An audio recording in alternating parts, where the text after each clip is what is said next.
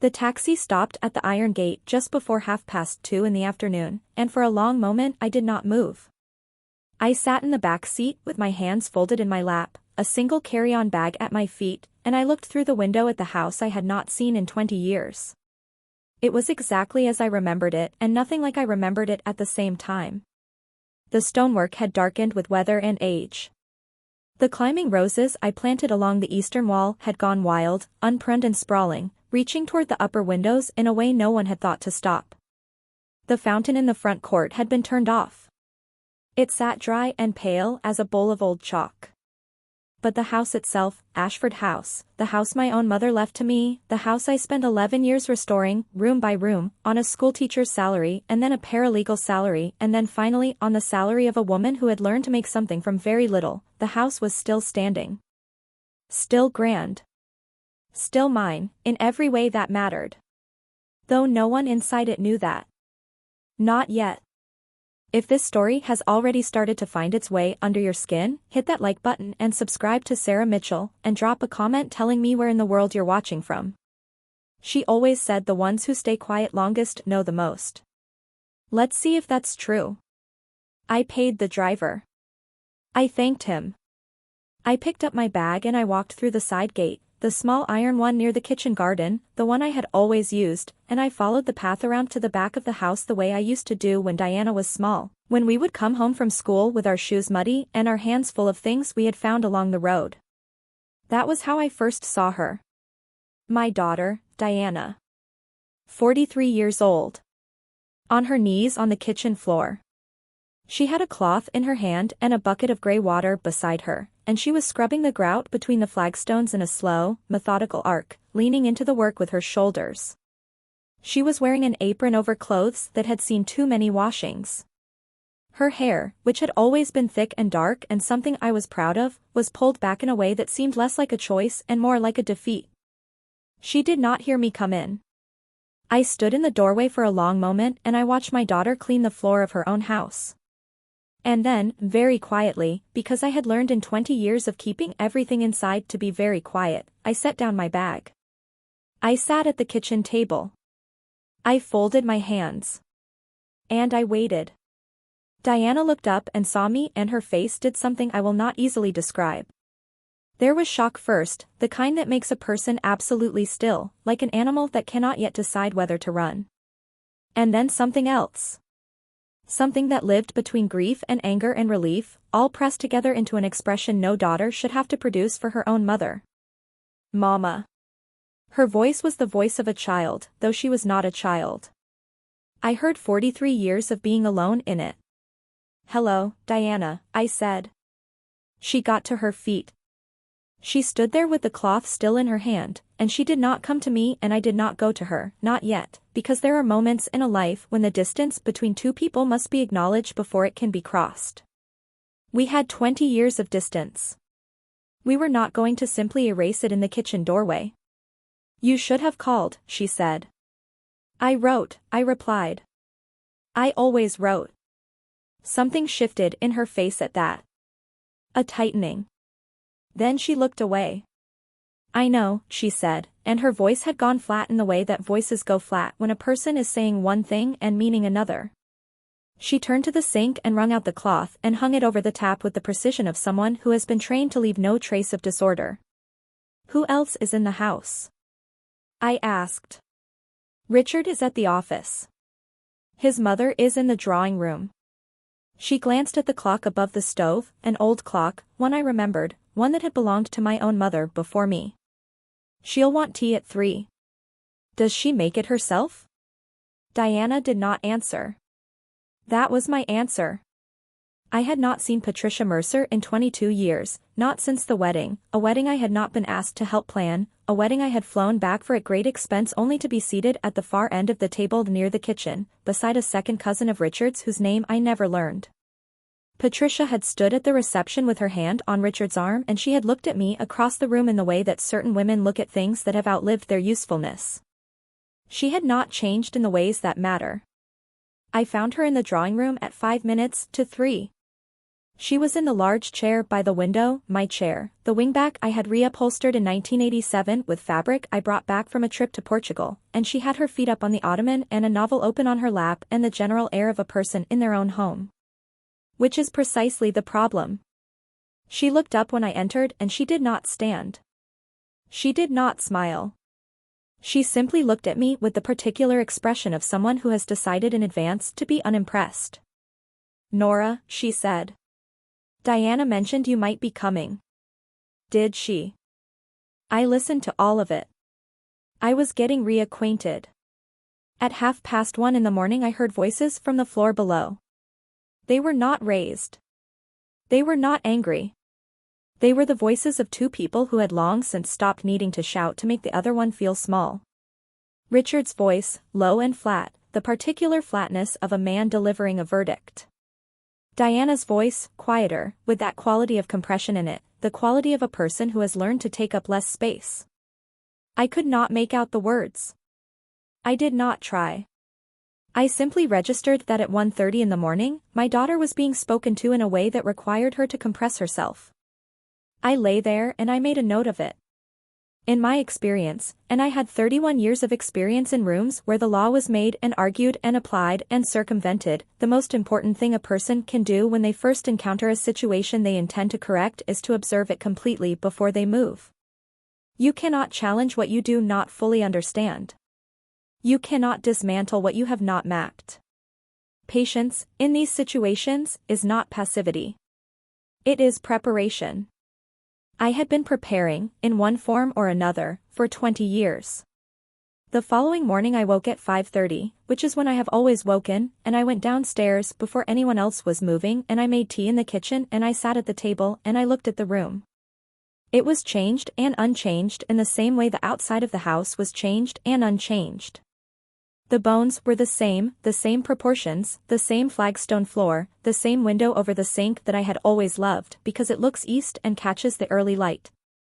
But there were layers on top of the bones now that had nothing to do with me or Diana or the life we had made here before I left. New cabinet hardware, chrome and cold. A coffee machine the size of a small appliance, monstrous and efficient. A framed print above the door, something generic, something that had been chosen to fill a space rather than to mean something. The kitchen had become Patricia's kitchen. That was the truth of it. The house had become their house. And Diana moved through both of them like a member of staff. I sat with my tea and I thought about this. Lila appeared at 6:30.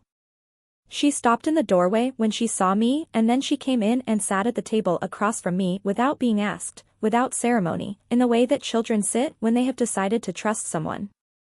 "You're up early," she said. "I always am," I said. "Would you like tea?"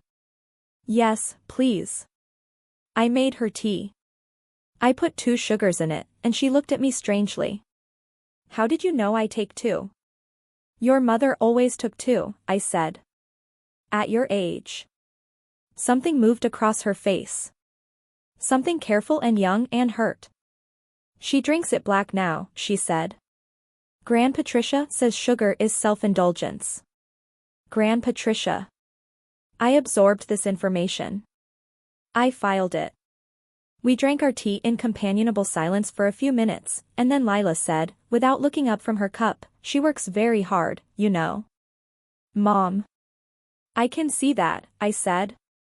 "She never stops. She's up before anyone and she's the last to go to bed." Lila's hands tightened slightly around her mug. "Dad says it's because she doesn't manage her time well. Gran Patricia says she isn't organized." A pause. "But I think," she stopped. "What do you think?" I asked. Lila looked at me. She had Diana's eyes, which meant she had my eyes, which meant she had something of my mother in her, stretching back further than any of us could properly trace. "I think they just like saying those things," she said quietly. "I think they just like the way it sounds." 14 years old. I looked at my granddaughter across the kitchen table and I felt the particular sensation I had not felt in a very long time, the sensation of being in the right place. "Yes," I said. "I think you're right." I spent the first 3 days simply learning the shape of things. This is what I had done as a paralegal. In the years before I left, I had learned to read environments. Offices. Families. The way a room is arranged tells you everything about who holds power in it. The way a meal is timed tells you who defers to whom. The way people move around each other in a kitchen, in a hallway, at a table, all of it is information, if you know how to receive it. What I learned in those 3 days was this. Richard Mercer left the house every morning at 7:15 and did not return before 6. He spent his day, as far as I could determine, in a financial services office downtown where he managed other people's money in ways that seemed to require him to speak at length about it at dinner. He had opinions about everything and questions about nothing. He occupied the center of every conversation by virtue of never genuinely listening, which meant that other people were always slightly off balance, always slightly chasing, always slightly performing for an audience of one. Patricia occupied the drawing room, the front sitting room, and by extension the entire social geography of the house. She made calls in the mornings. She had friends who visited.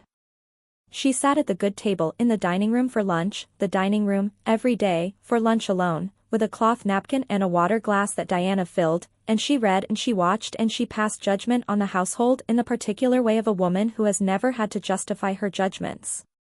Diana, in between all of this, ran the house. She bought the food and cooked it and cleaned up after it.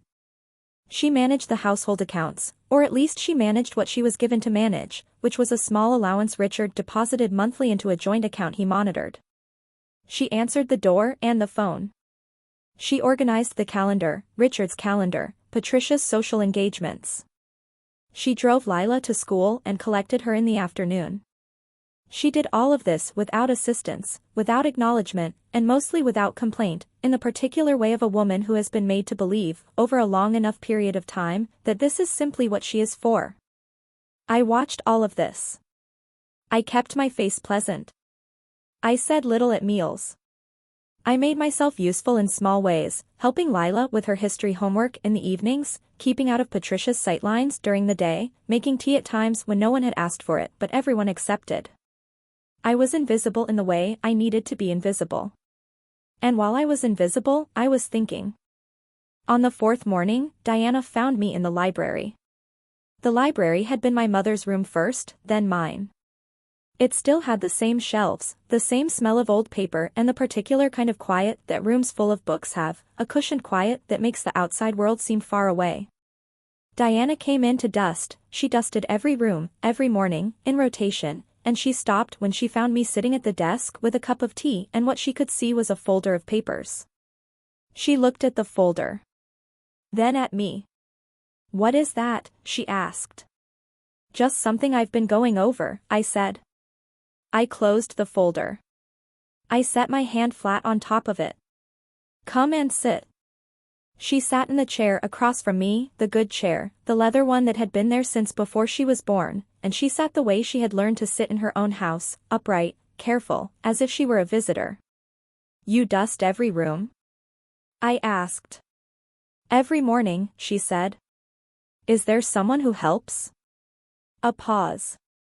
"There was a girl who came twice a week." Richard felt it was an unnecessary expense. What does Richard feel is a necessary expense? Diana looked at the window. Outside, the magnolia tree I planted the year Diana was born was still there, still enormous, spreading its branches over the east wing in the unhurried way of things that have been given enough time and space to become what they were always going to become. "He has a membership at the club," Diana said finally. "And the car." "And Patricia," she stopped. "And you?" I asked. She looked at me then, and there was something in her face that I recognized as the particular grief of a woman who has been so long inside a situation that she can no longer see the edges of it. "I have everything I need," she said. I did not argue with her. It was not yet time to argue. I simply looked at her with the look I had been practicing for 20 years, the look that says I see you, I know, I have not forgotten, wait. She looked away first. She picked up the duster.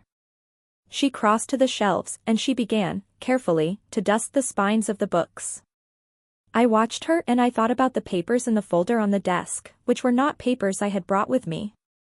They were copies, made, carefully, over the previous 3 days, in the town library, on a public machine, paying per page, of documents that existed somewhere else. Documents that had been in existence for 20 years. Documents that bore Diana's name at the top of every page. There was a house deed with Diana's name on it. There were investment records, carefully maintained, with Diana's name on them. There was an account in a private bank in Zurich, opened 30 years ago, when Ashford House had seemed like something that might need protecting, that held, as of the last statement I had received, an amount of money that would change the calculation of every room in this house. Diana's name was on that, too. All of it. Every last piece of it. In her name alone, not joint, not shared, not conditional.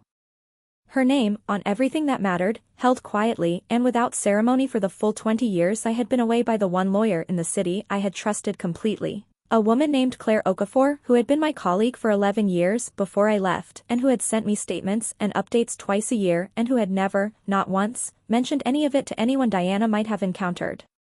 Claire had called me 2 weeks before I flew home. Her voice had been quiet and specific, the voice of someone delivering information that is simply information, that requires no editorializing.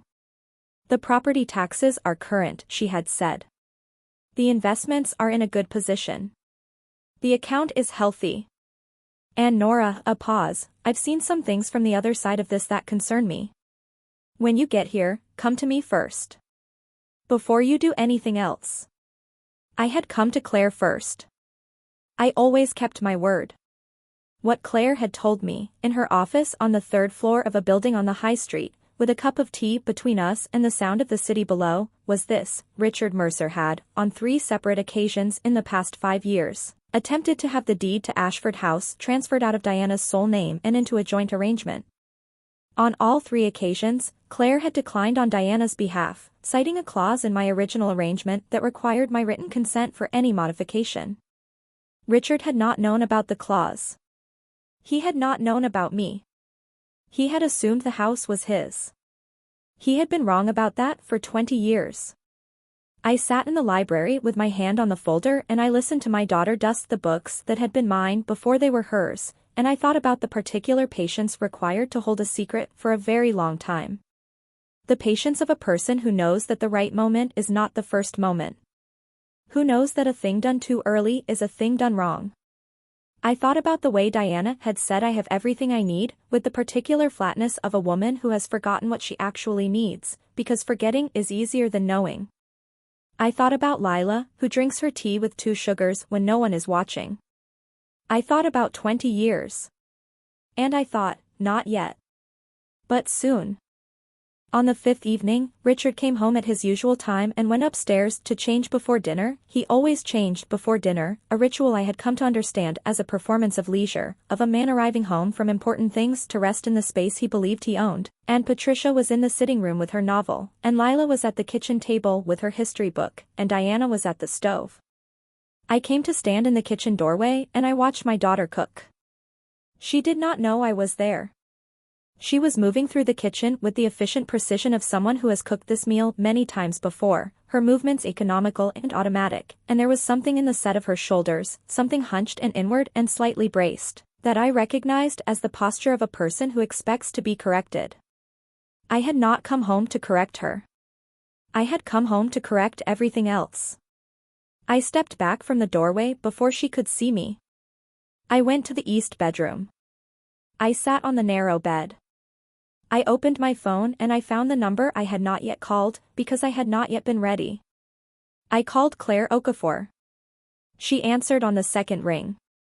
Nora, she said. I'm ready, I said. A pause. Then, quietly, how long do you need? I thought of Richard's hand on Diana's coat in the hallway.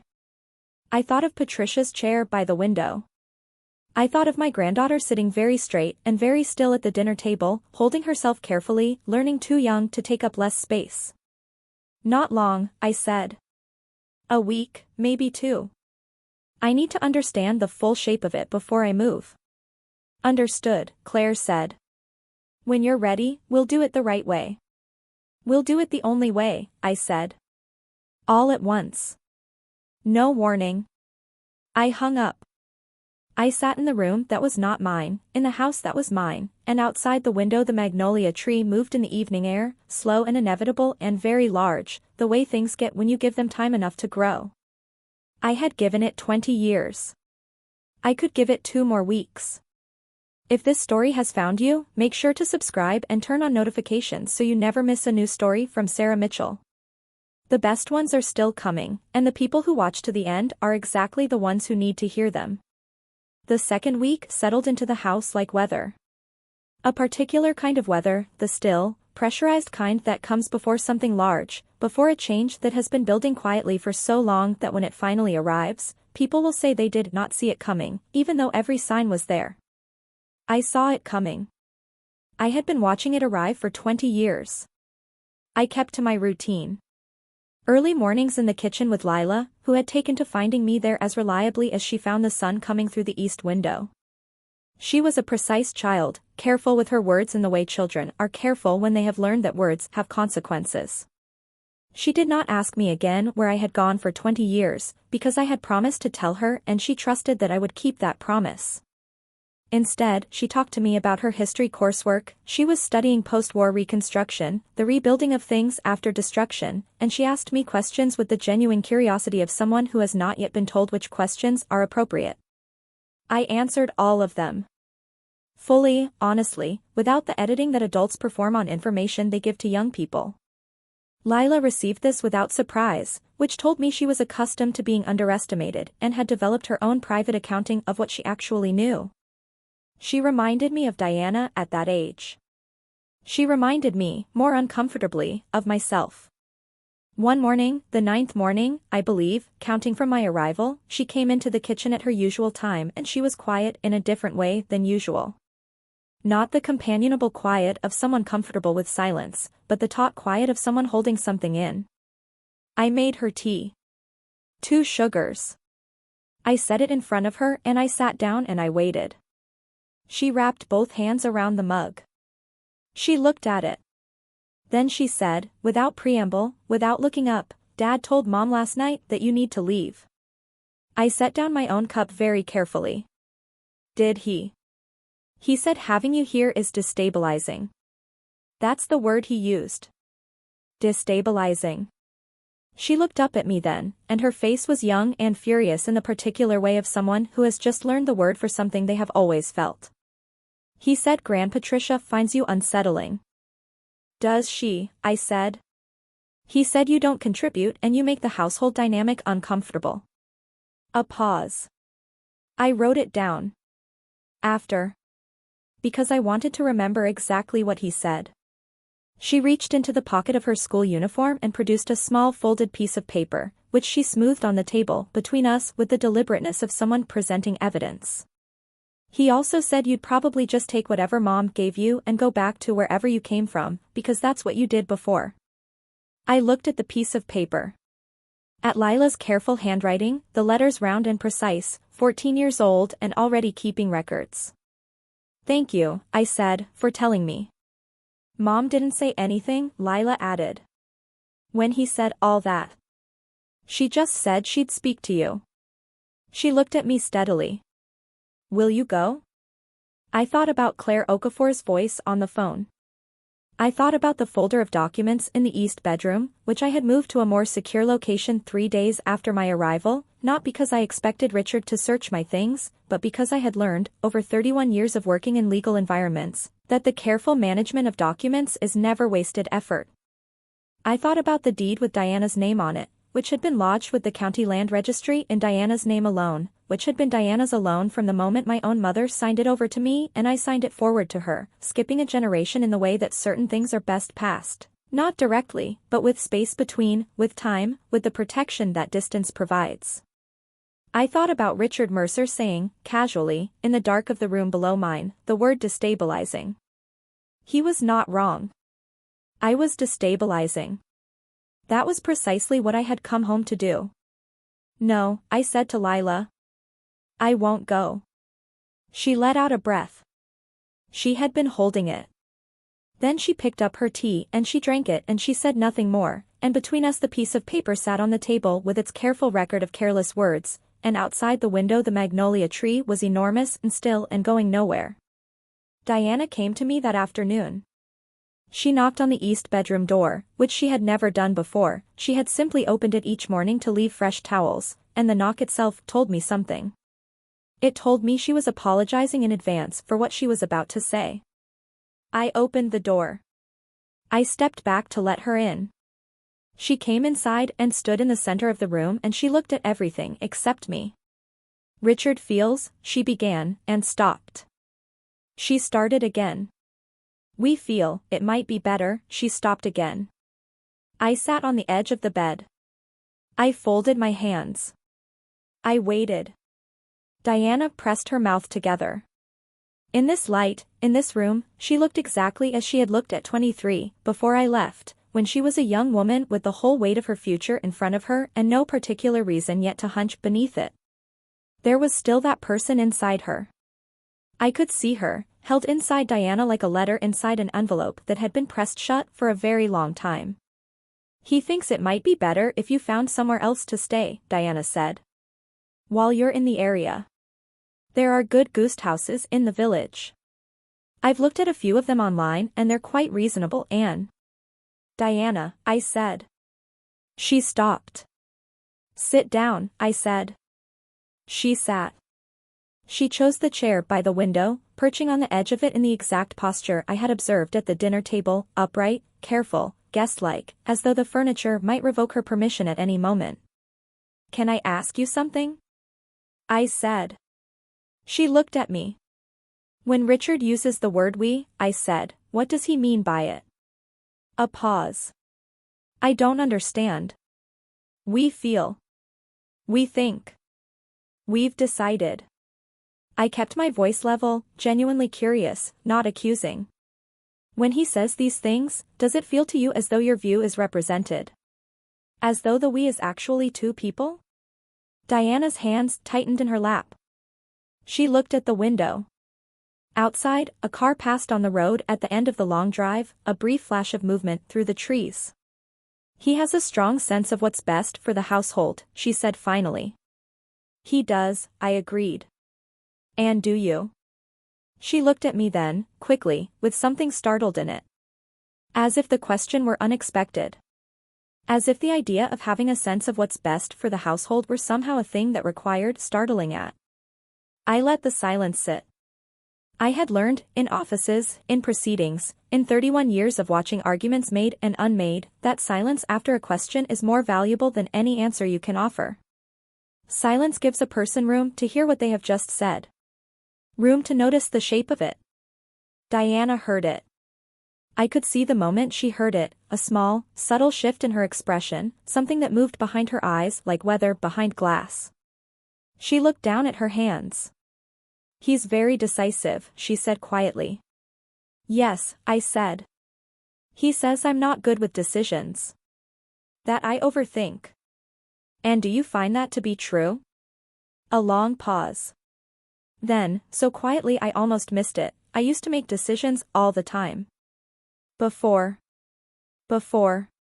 I did not ask her to define the word. I knew what it meant.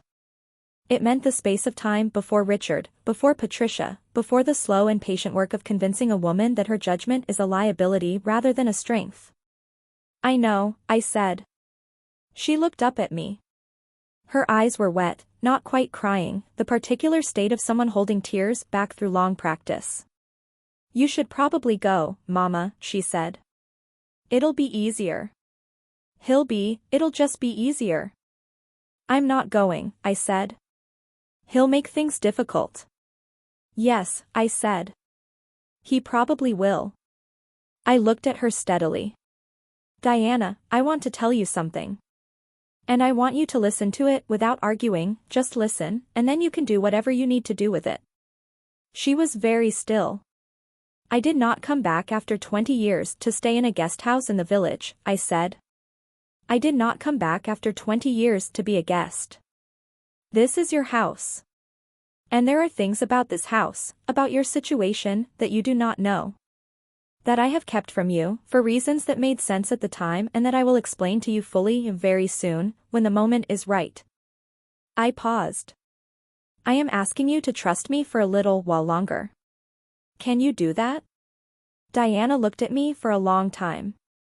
Her face moved through several things: doubt, grief, something that might have been hope if hope had not been made complicated by a great deal of recent history. You always asked me to trust you, she said finally. And then you left. Yes, I said. I did. Why? Because staying, at that moment, would have been the wrong thing. For both of us. For you especially. I held her gaze. I know that's not a complete answer. I know it didn't feel that way from where you were standing. And I am not asking you to forgive me yet. I am asking you to give me a little more time. She looked at the window again. At the magnolia tree beyond it, old and enormous, unhurried. How much time? She asked. Not long, I said. A few days. She pressed her lips together.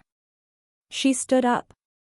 At the door she paused, her hand on the frame, and she said without turning around, "He's going to make it very unpleasant for you." "I've handled unpleasant before," I said. She left. I sat on the edge of the bed in the quiet room and I listened to her footsteps on the stairs, going down, returning to the house that had been made to feel like someone else's. Then I called Claire. Claire Okafor came to Ashford House the following Tuesday, at 11 in the morning, in a dark car that she parked on the road outside rather than in the drive. She was a compact woman in her early 60s with short gray locks and a leather briefcase and the particular aura of someone who has spent decades being the most prepared person in any room. She had worked in law for 35 years. She did not practice courtroom drama. She practiced precision. I let her in through the side gate. We went directly to the library. She set her briefcase on the desk and opened it and laid out a series of documents with the efficiency of someone who has rehearsed this. She did not sit down. She stood beside the desk and she walked me through each document in turn, naming it, confirming its contents, verifying dates and signatures and registration numbers with the quiet thoroughness of a person who understands that the difference between power and powerlessness often lives in a single piece of properly executed paperwork. It took 40 minutes. When we were finished, I looked at the documents arranged on the desk. All of them. The deed. The accounts. The investment records, which had performed steadily over 2 decades in the way that money performs when it is properly placed and then left alone. The trust instrument, which named Diana as sole beneficiary and which had been drawn up and registered in the same month I left the country, 20 years ago, in the particular clarity of a woman who knew she was going to be away for a long time and who understood, from her professional life, that the absence of documentation is always an invitation to someone else's interpretation. I had not left any room for anyone else's interpretation. "He's attempted it 3 times, Claire said, straightening the last document. The 3rd time, his solicitor actually wrote to me directly, suggesting that the original arrangement might be challengeable on the basis that you were absent and therefore she paused, choosing words, the arrangement had been effectively abandoned." "And you replied?" "I replied with the trust instrument, the deed, and a copy of the relevant statutory provisions." A small pause.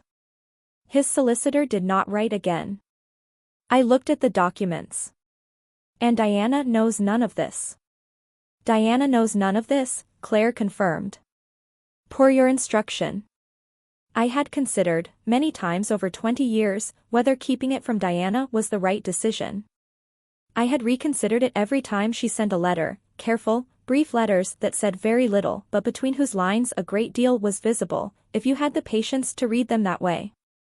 I had reconsidered it twice when Claire's updates had included details that made me sit very still in whatever room I was in and think hard about what I owed my daughter and what I owed her future. I had kept it from her because I was afraid.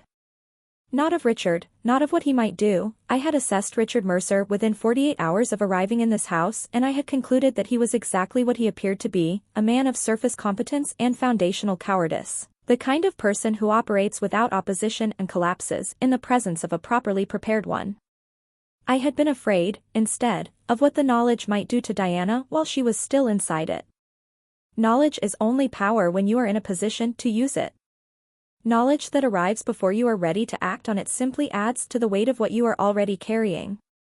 Diana had been carrying enough. But the time for keeping it had passed. I told Claire that I would need 2 additional documents prepared. She already knew which ones, we had discussed this on the phone, and she indicated they would be ready by the end of the week. I thanked her. I showed her back to the side gate. She drove away without ceremony. I went back to the library and I sat at the desk and I looked at the documents for a long time, arranged in their neat and specific order, each one a brick in a wall that was already built, that had always been built, that certain people in this house had been pressing their weight against for years without understanding that the wall was not going anywhere. Somewhere in the house, a door opened and closed.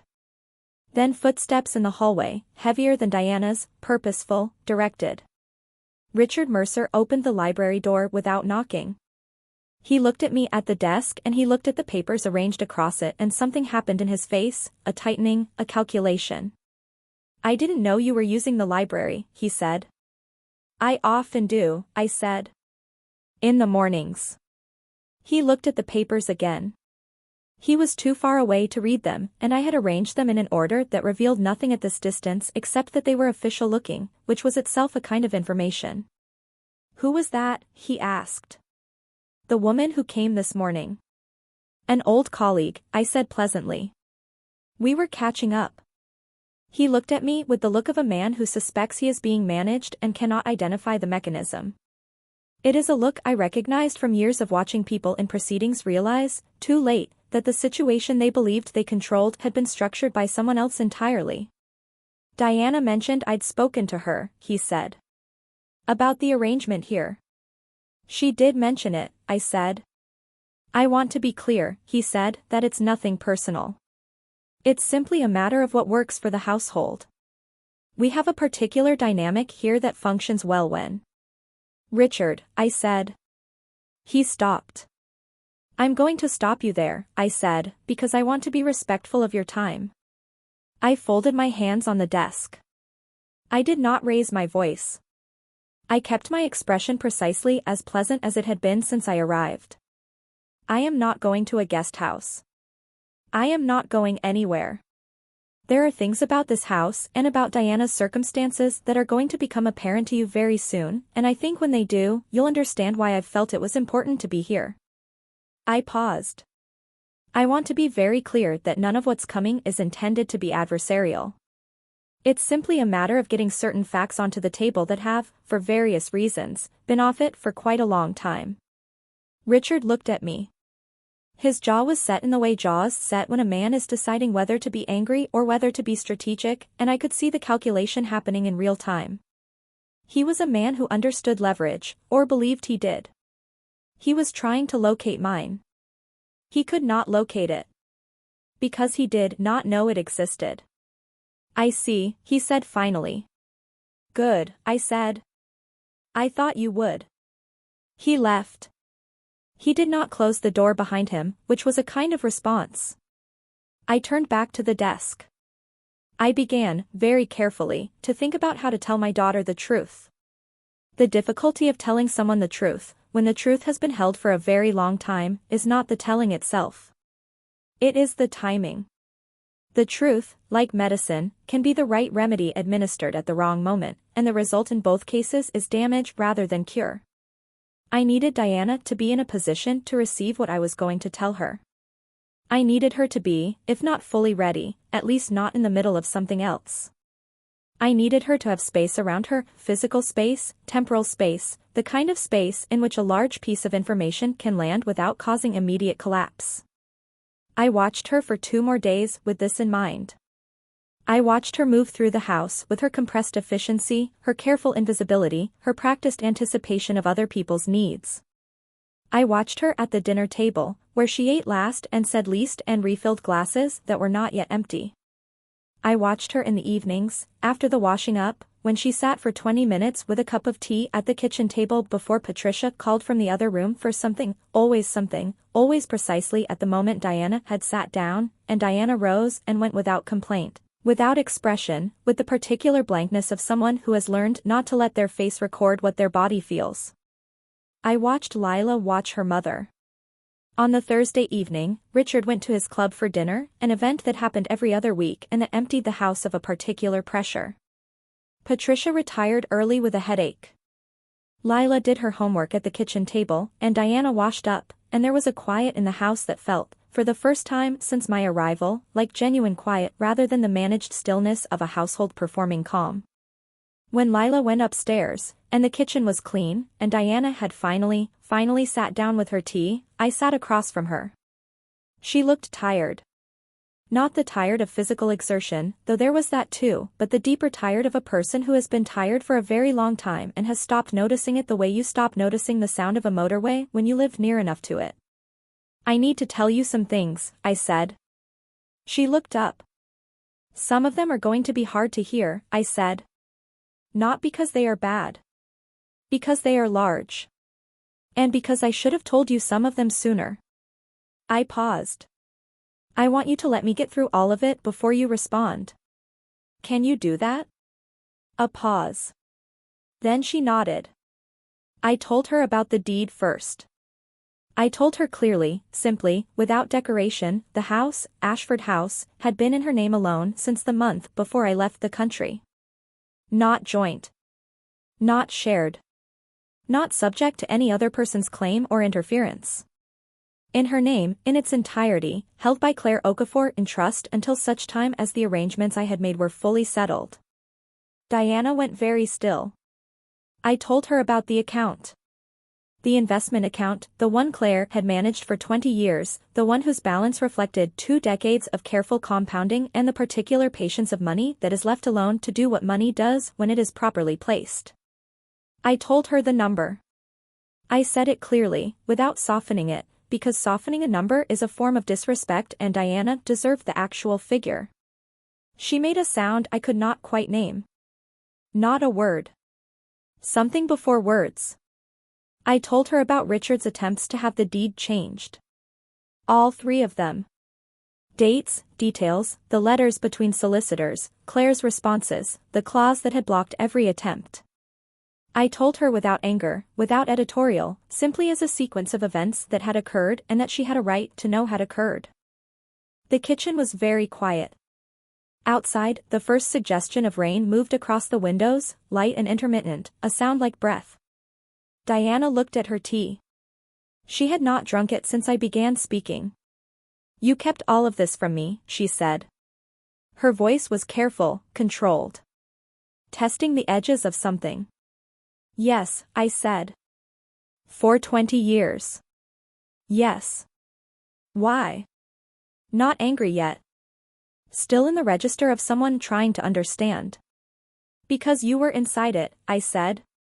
"Because I was afraid that knowing, while you were still inside it, would only add to what you were already carrying. And because," I paused. I had rehearsed this part many times, in many variations. I said it plainly. "Because I was afraid that if you knew, Richard would find a way to use it against you before you were in a position to use it for yourself." She was quiet for a long time. "He's been trying to take it," she said. "Yes. He told me," she stopped. "He told me the house was in his name. He told me that years ago.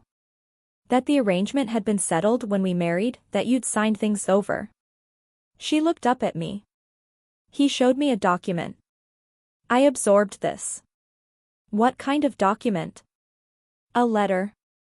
From a solicitor.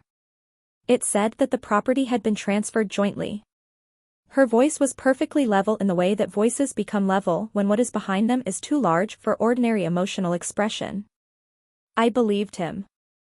"Of course you believed him," I said quietly. "Why wouldn't you?" She pressed her hands flat on the table. She looked at them. "So everything he's been," she stopped. "Then, the allowance. The household account. He's been managing the money for this house, my money, the interest from what's in trust, he's been managing it as though it were his." "No," I said. "He's been managing an allowance from his own income, which is why it was always inadequate." The trust income has accumulated separately. Claire holds it. Richard has never had access to it. He has been trying to access it for 5 years, and the architecture of the arrangement has prevented him at every attempt. Diana looked up at me then, and her face did something I had been watching for since I arrived. It moved. Something behind it shifted and rearranged, the way things shift and rearrange when the information available changes and the picture that assembles from that information is suddenly, irrevocably different. I watched my daughter begin to understand the full shape of what her life had actually been, rather than the shape she had been given and accepted. It took a few minutes. I let it take as long as it needed. Then she said, and her voice, when she said it, was so quiet and so steady that it was almost its own kind of silence, "What do I do?" I reached into my cardigan pocket and I placed Claire Okafor's card on the table between us. "You call Claire tomorrow morning," I said. "At 9. She is expecting you. And then we will decide together what comes next." I kept my eyes on hers. "But Diana, you need to understand something first. Before any of it. Before Claire, before the conversations that are coming, before any of it." I waited until she was fully with me. "This house is yours. Everything in it. The ground it stands on, the walls, the magnolia tree I planted the year you were born. All of it is yours. It has always been yours. No one can take it from you. And no one," I held her gaze, "no one is going to take it from you now." The rain came harder against the window. Diana looked at the business card on the table. Then she reached out and picked it up and held it in both hands the way you hold something you are afraid of dropping, something that matters beyond its apparent size. She did not speak for a long time. And then she said, very quietly, the word that told me the letter inside her had been waiting a very long time to be opened, "Mama." Not a question. Not an accusation. Just the word itself, said with 20 years and the whole weight of what 20 years contains. "I know," I said. "I know." Outside, the rain moved across the garden in long, steady sheets, and the magnolia tree stood in it unbothered, enormous and patient, exactly where it had always been. Diana called Claire at 9 the following morning, from the east bedroom, with the door closed. I did not listen. I went to the kitchen and I made breakfast for Lila, who was running late for school, and I packed her bag while she ate toast, and I said nothing about what had happened the previous evening because it was not yet mine to say. Lila looked at me once, sharply, over the edge of her toast. She had the instincts of a person who has learned to read a room from a very early age, who has understood since childhood that the atmosphere of a house tells you more than the words spoken inside it. "Something's different," she said. "Eat your toast," I said. She ate her toast. At the door she turned back and she looked at me with those eyes that were Diana's eyes, my mother's eyes stretching back through the generations. "Gran," she said. "Yes. Is it going to be all right?" I looked at my granddaughter in the doorway with her school bag on her shoulder and her whole young life arranged in front of her, and I thought about what it means to tell the truth to someone who is not yet old enough to have learned to mistrust it. "Yes," I said. "It is." She nodded, once, and left. Claire arrived at Ashford House that same afternoon with 2 colleagues and a briefcase that was considerably larger than the one she had brought on Tuesday. She had called ahead. She had suggested, quietly, that it would be useful for Richard to be present, and I had passed this suggestion to Diana, who had called Richard's office and left a message with his assistant saying that his presence at the house at 4 o'clock was required for a matter concerning the property. Richard arrived at 3:55. He walked through the front door and into the hallway, and he stopped when he saw Claire and her 2 colleagues arranged in the entrance to the library, because the presence of 3 people he did not know in his hallway, carrying briefcases, had the quality of weather that arrives faster than expected. He looked at me. Then at Diana, who was standing slightly to my left with her hands still and her face composed in a way I had not seen before, composed not in the brittle, braced way of someone managing themselves, but in the deeper way of someone who has made a decision and is standing inside it. "What is this?" he said. "Richard," Diana said. "This is Claire Okafor. She's my solicitor." A pause. "Your solicitor?" "Yes," Diana said. She's been my solicitor for 20 years. We have some things to discuss. He looked at Claire. Claire looked at him with the professional neutrality of a person who has been in this precise situation many times and understands that her job is not to have feelings about it. Perhaps we could sit down, Claire said. We went into the library. Claire and her colleagues arranged themselves on one side of the desk. Richard took the chair he always took in this room, the leather one, the one by the window, and then, finding Diana and me not sitting where he expected, found himself in the unusual position of being seated while we remained standing, which was not an accident. Patricia appeared in the doorway. She had heard the cars, presumably, or heard voices, and she stood in her usual way, chin elevated, shoulders back, the posture of a woman who expects to be briefed. "What's happening?" she said. "Patricia," Richard said, "could you?" "She should stay," Diana said. Everyone looked at Diana. Something in the way she said it, the quietness of it, the completeness of it, a statement rather than a request, produced a brief, particular silence. Patricia stayed. Claire opened her briefcase. She placed the documents on the desk in the order we had agreed. She did not rush. She laid each one flat, smoothed it, set it precisely parallel to the one before it, and the accumulation of this action, the patient, deliberate accumulation, had the effect of weight increasing in a room. You could feel it. The way you feel the barometric pressure change before a storm arrives. "I'll begin," Claire said, "with the property deed for Ashford House, registered with the County Land Registry." She lifted it from the desk and turned it so that Richard could see his name, which was not on it, and Diana's name, which was. "This property has been in the sole name of Diana Margaret Ashford since the 23rd of March, 20 years ago. It is not a joint asset. It is not marital property. It is Diana's property, held in its entirety, with no encumbrance, no shared ownership, and no legal mechanism by which it can be transferred without Diana's sole written consent." Richard was very still. "I'm aware of a document," he said, after a moment, "that my solicitor prepared at the time of our marriage, which reflected a different." "Mr. Mercer," Claire said pleasantly, "I believe you're referring to a draft instrument prepared by your solicitor in 2007, which was never executed, never registered, and which has no legal standing whatsoever.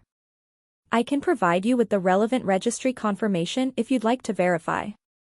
She paused. "I've brought a copy." She placed it on the desk. Richard looked at it.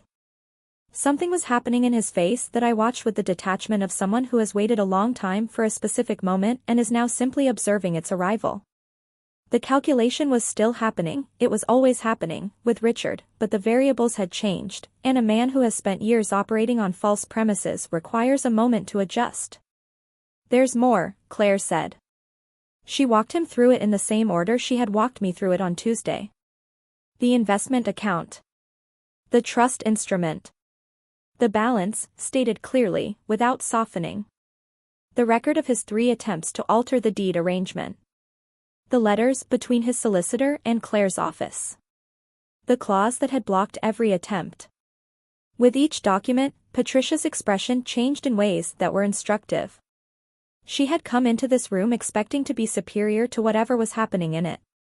She was discovering that she had been living in someone else's house for years, that the position she had occupied, the authority she had exercised, the particular command she had held over her daughter-in-law and over the space and furniture and daily rhythms of Ashford House, had all been constructed on a foundation that had never belonged to her son. I watched her make this discovery. I watched it move through her face in real time. "And finally," Claire said, placing the last document on the desk, "a record of correspondence between Mr. Richard Mercer and the offices of Cargill and Whitmore, a financial services firm, dated approximately 14 months ago, in which Mr. Mercer appears to discuss the hypothetical value of Ashford House as collateral for a commercial loan arrangement, without reference to Diana's ownership and without Diana's knowledge." The room was very quiet. Diana was looking at her husband. Not with the compressed, carefully managed expression I had observed for 10 days. Something else. The expression of someone who has been given, finally, the complete picture, and who is understanding it in full for the first time. "Richard," she said. He did not look at her. "Richard," she said again. He looked at his hands. He was doing what certain people do in these moments. He was organizing, internally, the story he would tell later about this, the version in which he was reasonable and she was difficult, in which the solicitor was aggressive and the arrangement was opaque and he had simply been operating on a misunderstanding. I could see the architecture of it being assembled in real time behind his eyes. I had seen it assembled many times before in my professional life, by men who were more practiced at it than Richard Mercer and who had been dismantled anyway. "I want you to leave," Diana said. He looked up. "Diana. I want you to leave the house. Tonight. I want Patricia to leave as well. Claire has prepared a formal notice, which she'll give you now, and I'd like you to take whatever you need for the immediate future and go." She paused. "There will be further conversations, through solicitors, about the rest of the arrangements. But I'd like you to leave tonight." Richard opened his mouth. He closed it. He looked at me, and it was the first time since my arrival that he looked at me as though he were actually seeing me, not as a peripheral irritant, not as something to be managed and eventually removed, but as the thing I actually was, the person who had built this room and who had, 20 years ago, in a solicitor's office on a gray March morning, made arrangements whose full scope he had spent 5 years failing to penetrate. "You planned this," he said. Not to Diana. To me. "I made arrangements," I said, "that protected my daughter. That is what mothers do. 20 years ago. Yes." He looked around the library. At the shelves, the desk, the window, the chair he had sat in every evening under the impression that it was his. At the room that had belonged to my mother, and to me, and to Diana, in that sequence, without interruption, without gap, and certainly without Richard Mercer. "I have rights," he said. "As her husband. There are marital provisions. Claire will explain the relevant provisions to your solicitor," I said. "In detail. I believe she already has the letter prepared." Claire produced it from the briefcase without comment. Richard stood. He was very tall when he stood, and for a moment the height of him seemed to matter, seemed to occupy space in the room in the way that a man who has always used his size as a kind of ambient authority uses it when other authorities have been removed. But the room was not impressed. The room had held its shape for 140 years and it was not going to be rearranged by a man standing up in it. "Patricia," he said. Patricia had not spoken since the documents began. She stood in the doorway and she looked at the room and she looked at Diana and she looked at me, and in her face there was something I had not expected to find there. Not anger. Not the outrage of a woman accustomed to being obeyed. Something smaller and more complicated. Something that had, perhaps, always been there beneath the performance, and that the removal of the performance had briefly exposed. She looked at Diana for a long moment. Then she said, quietly, to no one in particular, "I didn't know about the house." Diana looked at her. "I know," she said. "Something passed between them. I did not try to interpret it. It was not mine to interpret." Patricia straightened. She turned. She followed her son out of the room. Claire and I looked at each other across the desk. Claire said nothing. She had the excellent professional quality of a person who understands when to let a moment be. Diana was looking at the window. At the magnolia tree beyond it, visible from here at this angle, the enormous, unhurried branches reaching outward in all directions, taking up exactly as much space as they needed to take up. "All right," she said softly. To herself, or to the room, or to the tree. "All right." They left that evening. Richard packed 2 bags efficiently, with the efficiency of a man who is performing calm and who knows that performing calm is his strongest remaining position. He did not raise his voice. He did not make threats. He moved through the house in the particular way of a man who has decided that the next move in a game he has lost is to appear to not be playing. Patricia left with less composure. She came to the kitchen, where Diana and I were sitting at the table, and she stood in the doorway and she said, "The drawing room curtains are mine. I brought them from my house in Exeter." She paused. "I'd like them returned." "Of course," Diana said. Patricia looked at her son's wife for a moment. Then she said, unexpectedly, you should have told me things were bad. And before Diana could respond to this, before either of us could receive it or interpret it or decide what it meant, Patricia turned and walked away down the hallway and the front door opened and closed. Then the house was quiet. Not the managed, pressurized quiet of the previous 10 days. Something else. The quiet of a space that has been emptied of something that was always foreign to it, and that is settling back into its own proportions, remembering its own dimensions. Diana sat at the table with both hands around a cup of tea she wasn't drinking and she looked at the kitchen. At the flagstone floor she had scrubbed on her knees on the morning I arrived. At the old clock above the stove. At the window over the sink that catches the morning light. The house is mine, she said. Yes, I said. It has always been mine. Yes. She was quiet. Then, I've been cleaning my own floors. Not angry. Not yet. Processing. The way large things are processed, slowly, in stages, each stage revealing the next. Yes, I said. He told me, she stopped. She pressed her lips together. She looked at the window. He told me so many things. She picked up the tea. Set it down. Where do I start? You start with Claire, I said. In the morning. You start with the full picture. And you start with understanding that you have options you didn't know you had. I looked at her steadily. After that, you decide. Not me, not Claire, not Richard. You. She looked at me. What would you have me decide? I would have you decide whatever is true for you, I said. I'm not here to tell you what to do. I'm here to make sure you know what you have. What you've always had. A pause. The rest is yours. She nodded slowly. She looked at her hands on the table. Then she said, without looking up, why did you leave? 20 years ago. I need to know. I had known this question was coming. I had been preparing for it since before I arrived, in the way you prepare for something you cannot avoid and should not try to. The truth of it was not simple and it was not entirely flattering and Diana deserved to hear all of it. I told her.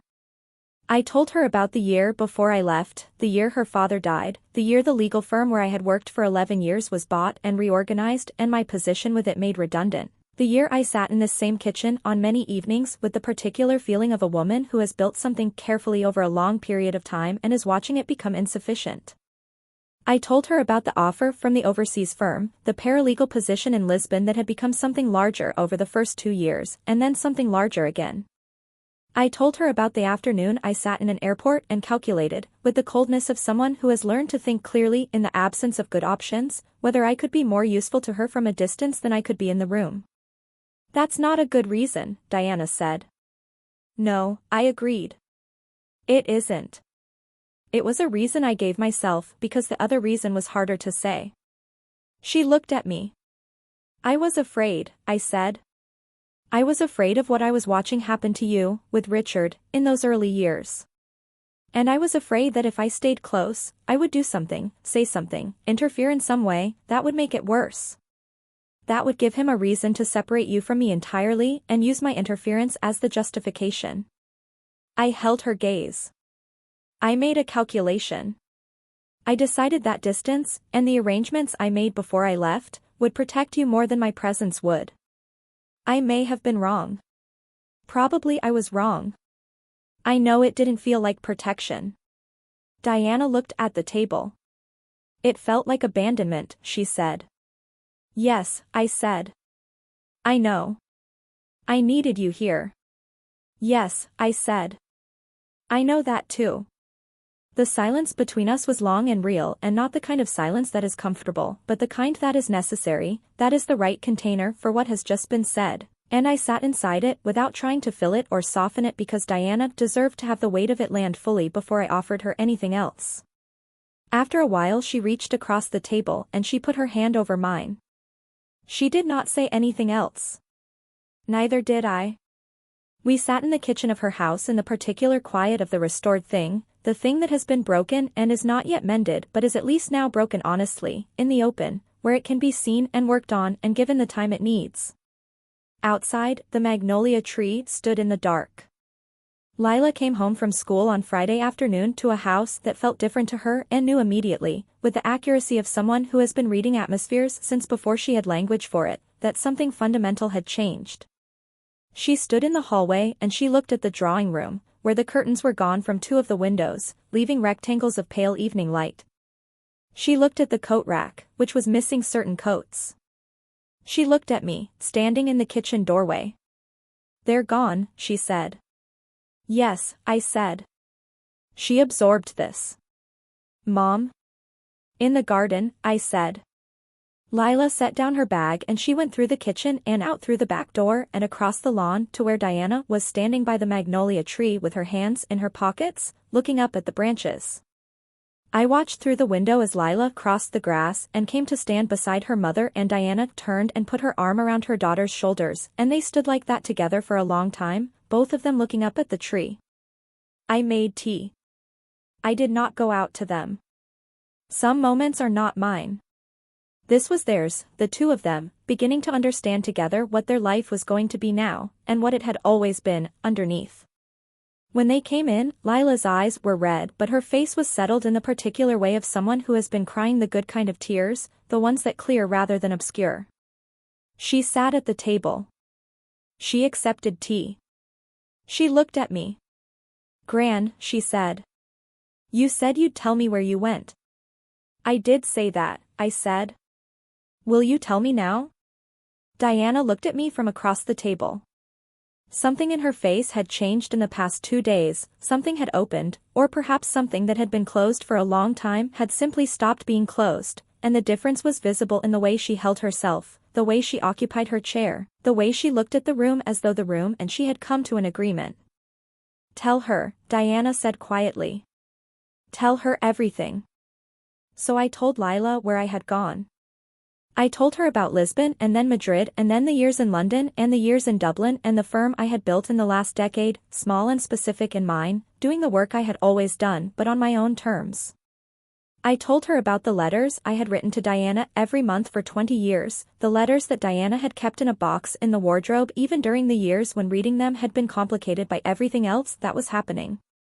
I told her about Claire and the documents and the arrangements I had made before I left, the wall I had built that no one could see because I had built it quietly and then walked away from it and left it standing. Lila listened to all of it. She asked questions at the right moments. She was quiet at the right moments. When I finished, she sat for a while with her tea and she looked at the table and she said, "So the house was always Mom's?" "Always," I said. "And you kept it that way?" "I kept it that way." She nodded, processing. Then she said, "Why didn't you just tell her?" "Lila," Diana said. "No, I want to know," Lila said, not rudely, simply with the directness of someone who feels entitled to understand the things that have shaped her life. "Why keep it secret? If it was hers, why not just tell her?" I looked at my granddaughter. "Because knowing you own something and being able to use what you own are different things," I said. "If your mother had known, and Richard had found out she knew, he would have found ways to make her life more difficult. He would have used it. He would have found legal arguments, pressure, any number of things that would have made her position worse rather than better." I paused. I needed it to be a surprise. Not for drama. Because surprises cannot be prepared against. Lila considered this. "Like a reserved position," she said. "In chess." I looked at her. "Exactly like that." She nodded slowly, satisfied with this. Then she said, "Can I have another cup of tea?" "Yes," I said. "You can have as many cups as you like." She smiled. It was a small smile, careful and young and also somehow very old, and it was the smile of someone who has been told implicitly, for the first time, that certain rules she had absorbed without knowing she was absorbing them had just been suspended. That the era of careful rationing, of food, of space, of warmth, of permission, was over. I made the tea. Claire came back the following week with the additional documents she had prepared. Diana signed them at the library desk, my desk, which was now simply Diana's desk, in Diana's library, in Diana's house, with the steady-handedness of a person who has made a decision and is moving inside it without apology. The documents separated Diana's finances entirely from Richard's. They established Diana's sole authority over the house and the trust. They set in motion a legal process that would, over the following months, work through the full accounting of what Richard had managed and mismanaged during the years of their marriage, and begin the systematic untangling of the arrangements he had made on the assumption of assets he did not own. Claire handled all of it with the quiet efficiency of someone for whom this is simply the necessary work that follows from a situation being correctly understood. She was not vindictive. She was not theatrical. She simply moved through the documentation with precision, naming each thing by its accurate name, assigning each thing its accurate value, and then proceeding to the next. Richard, through his solicitor, sent 2 letters in the first week. The letters had the quality of letters written by a man who is recalibrating, who is discovering that the position from which he believed he was negotiating did not exist in the form he believed it did. Claire replied to both. The replies were brief and comprehensive. He did not send a third letter. Patricia called Diana once, on a Tuesday morning. I was in the garden and Diana was inside and I do not know what was said. I know the call lasted 20 minutes, and I know that when Diana came out into the garden afterward she had the particular expression of someone who has received something unexpected from an unexpected quarter, not forgiveness, not enough for forgiveness, but perhaps the earliest, most tentative suggestion of it. She stood beside me among the overgrown roses and she said, "She wants to see Lila." "What do you think?" I said. Diana looked at the roses. At the tangled, sprawling overgrowth of things that had been left too long without attention, that had grown in all directions for lack of guidance.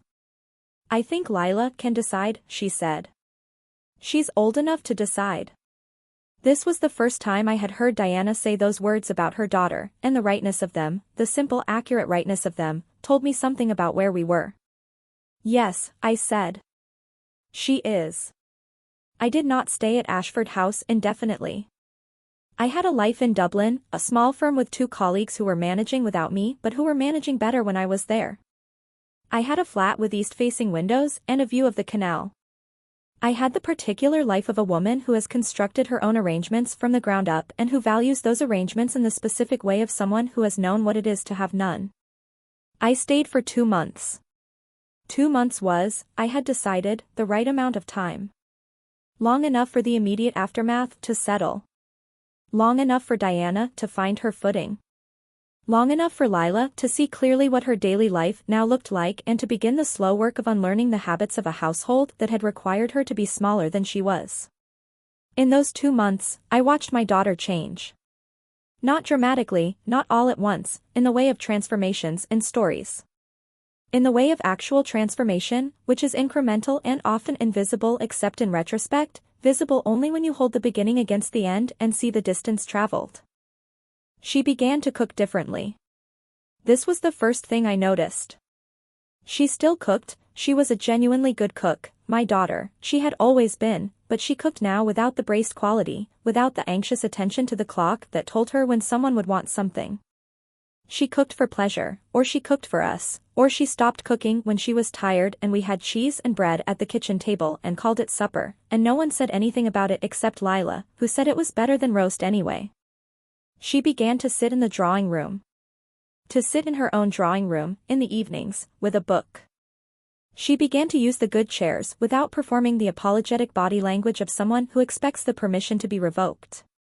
She began to answer the telephone from whichever room she was in rather than always making her way to the hallway in the particular manner of a woman who has been taught that calls are received in one place.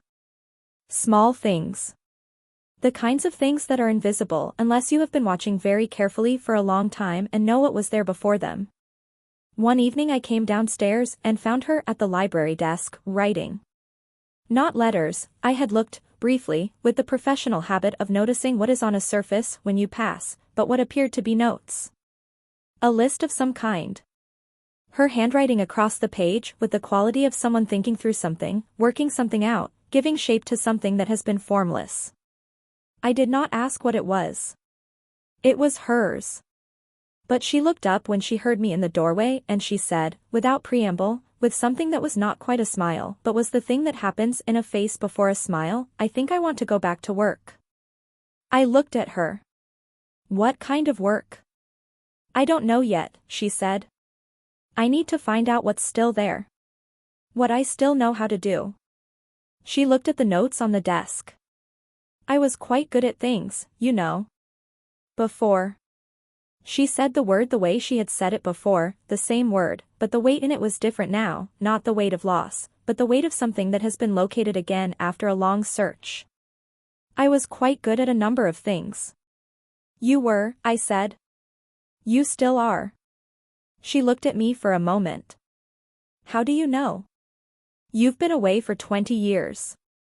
I know, I said, because I watched you run this house, alone, without acknowledgement, without resources, without anyone giving you credit for a single thing you did, for the full 10 days I was here before anything changed. And it ran. Everything ran. I paused. That's not nothing, Diana. That's considerable. She looked at the desk. At the notes. At her own handwriting on the page. Then she said, stay a little longer. I will, I said. And I did.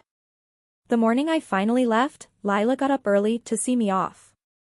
She was already in the kitchen when I came downstairs with my bag, sitting at the table with her tea, 2 sugars, without apology, without anyone in the house to comment on it, and she looked at me with the steady, serious look that I had come to understand was simply how she looked at things she cared about.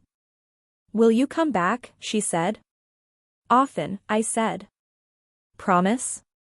I sat down across from her. I looked at my granddaughter, at 14 years old with her whole life arranged ahead of her like a room that has just been cleaned and rearranged and made ready for something new. I promise, I said. She nodded. She accepted this. Then she said, Gran. Yes. What you did. Keeping all of it. The house, the money, all of it. For 20 years. She looked at her tea. Was it hard? I thought about this honestly. About the 2 decades of statements and updates and letters. About the 3 times Claire had called to tell me about Richard's attempts, and the particular feeling of each of those calls, not satisfaction, never satisfaction, but something more complicated, the feeling of having built something that was holding against pressure, the feeling of a wall doing its job.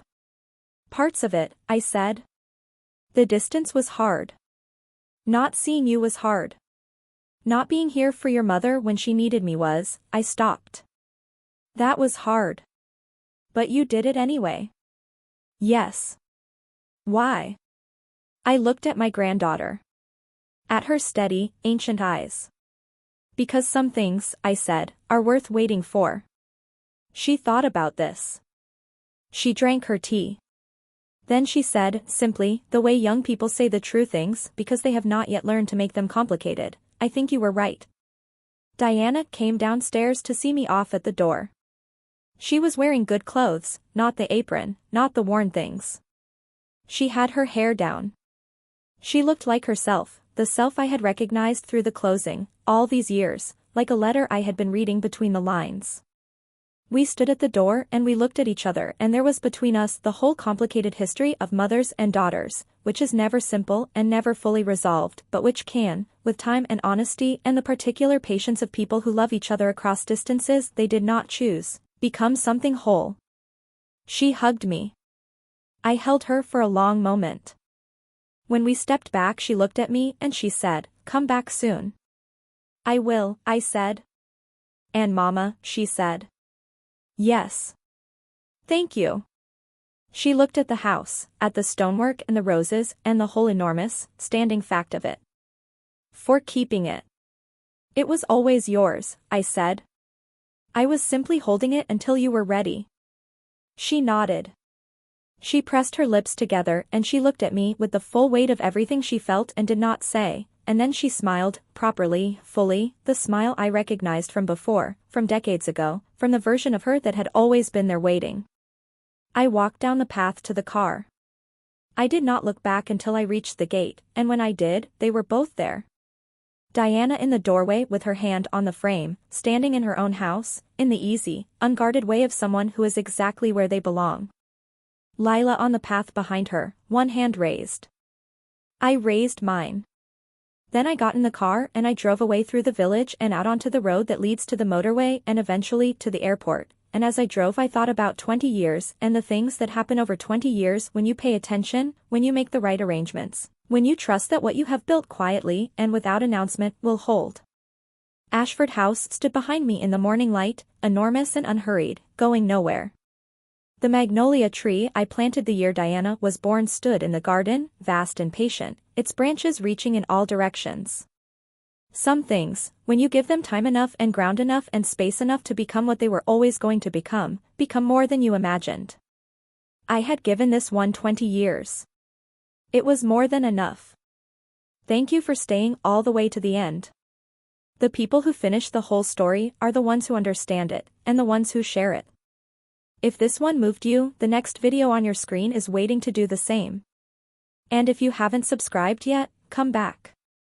There's always another woman the world underestimated. And we tell those stories here.